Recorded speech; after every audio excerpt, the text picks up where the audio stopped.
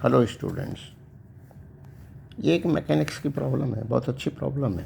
तो ये कैट जो है ये एक स्ट्रेट लाइन पर विद ए कांस्टेंट वेलोसिटी से चल रही है, न तो डायरेक्शन चेंज हो रही न मैग्नीट्यूड चेंज हो रही। और ये जो डॉग जो है इस कैट को चेज कर रहा है, इसके पीछे दौड़ रहा है।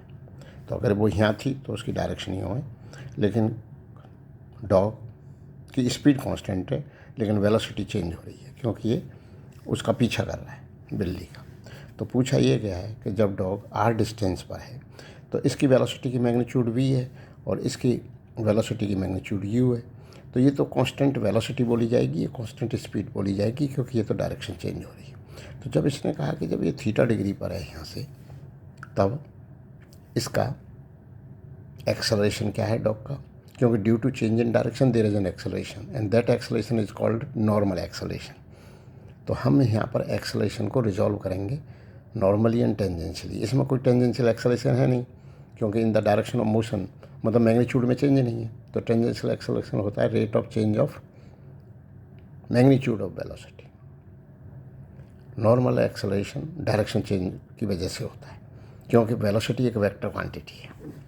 तो अब ये v, तो अब भी ये v रही, तो इसने डी थीटा डिग्री मतलब टर्न लिया, तो ये v और ये डेल्टा v। तो वेक्टर का ये प्रिंसिपल होता है कि ये प्लस ये बराबर ये वेक्टर। तो वेक्टर में चेंज क्या है, ये डेल्टा v का। तो वेलोसिटी में चेंज क्या बोला जाएगा, डेल्टा v। तो एक्सेलरेशन ऑफ द डॉग ये होगा delta v by delta t which is the normal acceleration. Delta v क्या है, v डी थीटा। v से दौड़ रहा था तो v डी थीटा और theta D theta degree angle cover करा इसने डी टी समय में। तो D theta by D T omega होता है एंगुलर स्पीड।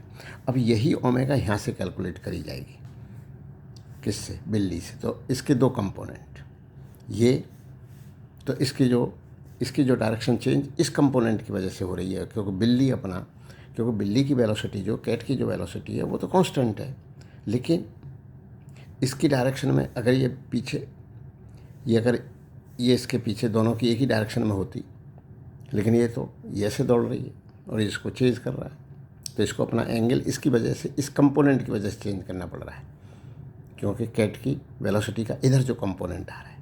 अगर यही रहती तो फिर उसको चेंज करने की ज़रूरत ही नहीं थी ना डॉग को। दोनों ही मतलब डॉग जो है पीछे भाग रहा है उसके, ये भी स्ट्रेट लाइन में उसके पीछे पीछे ही भाग रहा है, लेकिन ये यहाँ नहीं था डॉग, एक्चुअल में डॉग इधर था और बिल्ली यूँ भाग रही थी।